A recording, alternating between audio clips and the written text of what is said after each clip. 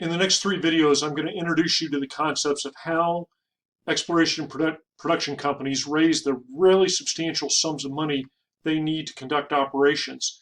We're also going to take a look at what's happened over time in terms of publicly traded companies, companies that are private, and then how things have really hit the reset button over the past 3 or 4 years, and especially with what's happening in the year 2020.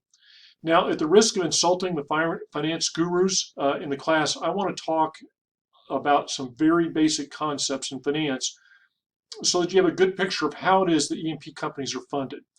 There are two basic forms of financing: debt financing and equity financing. Debt financing, most people are very familiar with. This is the idea of a loan. And you can see in here, I put in the Investopedia definitions of these words so that we're very precise. When a company takes on debt, they promise to repay the principal and interest according to the terms that are stated in the agreement. So very clear. Equity is very different. Equity, a better word or a good word for equity is ownership.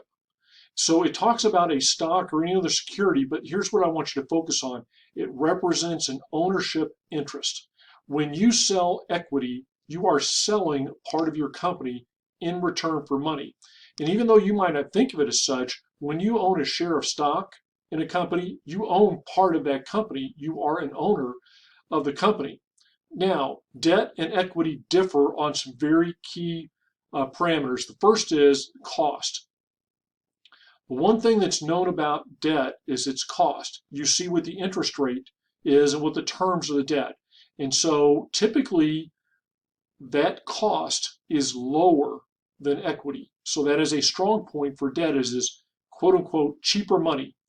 Equity, on the other hand, because you are selling ownership in the company, part of what you're also selling is the future profits of the company. And because equity investors are taking on greater risk, and we'll see that in the obligations standpoint, they expect a higher rate of return. Therefore, equity is typically a more expensive or costly way to raise money. Here's the deal on the obligations. When it comes to ownership, you have a limited say in the management of the company. Let's face it, I own stocks in lots of companies, but I have no say in how they're run because I own this little bit of the company. So in theory, with ownership comes decision-making privileges. In practice, it really doesn't unless you own a good chunk of the stock. But the company has almost no obligations to you if things go south. What happens when a firm goes bankrupt to its equity holders? Almost always the equity holders are the primary losers in a bankruptcy. It's not uncommon in a bankruptcy for the equity holders to be all wiped out. And so let's take a company, WeWork, for example, that you're familiar with on the stock exchange. That company kind of teetered for a while and needed some additional money. What would have happened if that additional financing hadn't come through and the price of WeWork had plummeted effectively to zero? How much is your stock worth? Zero. You've been effectively wiped out as an equity owner. So that's the downside, if you will, to equity, is the company doesn't have a lot of obligations to you. Contrast that with debt, where even if you go into bankruptcy, they stand first in line to get repaid. And so you have that obligation to keep paying them on schedule. And when you go into bankruptcy, obviously that obligation is interrupted. But if you go into bankruptcy, that debt is taken care of first, as opposed to the equity players. And so anytime you get into a good, there's two kinds of financing, this or this. There's always smart people who try to come up with something that tries to combine a little bit of both. And you hear that typically in the E&P industry about mezzanine financing. And what this amounts to is it's debt, but it's subordinate debt, which means it is second in line or third or fourth in line behind other forms of debt. So if the company were to go bankrupt, these other higher forms or senior forms of debt would get repaid first before you would get down to the mezzanine financing.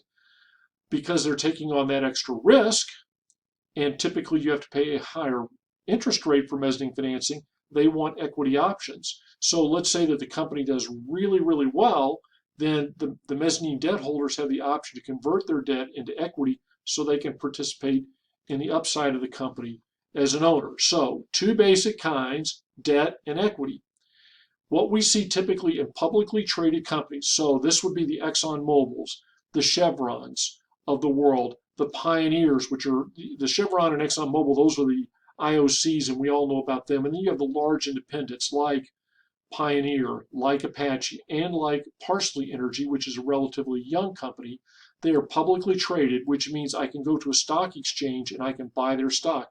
I think Parsley's traded on the NASDAQ.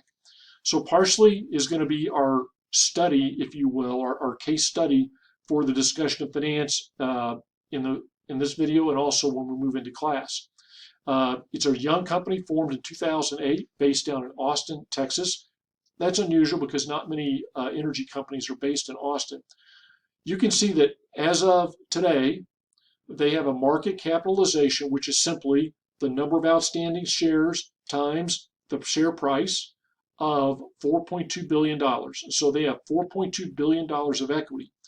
This company was first traded publicly in 2014 when it had its IPO or initial public offering.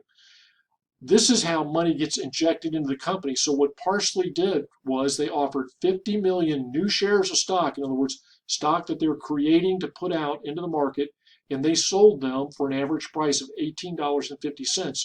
So on that day in May 2014, they raised about $1 billion of new equity that went into the company. Today, they are up to 400 million shares of outstanding stock. They also have $3.2 billion in debt. Many of these are in the form of bonds where they have formed a bond, put it up for sale, and various entities have bought parts of that bond. When Parsley went public in 2014, it had very little debt. It's significantly added to its debt over the past 2 years as financial conditions in the oil patch have declined. So this is a very typical way for a publicly traded energy company to be financed. Some equity, a lot of money that's raised at the IPO, additional money that's raised if they decide to issue more stock in the future and can find buyers for that stock, and also a combination of debt. Well, who owns that stock? This is kind of a busy chart to read, so I'll let you zoom in on it. You can see that just over 20% of the stock in Parsley is owned by what's called insiders. These are people who sit on the board or who work for the company. What this translates into is the people that started Parsley back in 2008 and then invested in the company or came on as an early director or something like that. In many cases, they got stock options. And so now, all told, they still own about 20% of the company. But what I want you to see is over 72% of the company is owned by institutional investors. And you can see the names. Top of the list, not surprisingly, is Vanguard. And since I own several Vanguard funds, probably tells me I own a little bit of Parsley Energy through one of those funds.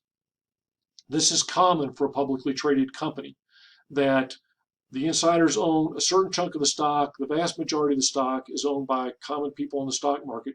When you buy and sell funds in Vanguard, which probably several of you do, you don't even think about it, but you're trading a small slice of Parsley Energy as a part of that. So now let's stop talking about public companies. In the next video, I'll get into what it looks like for a private company.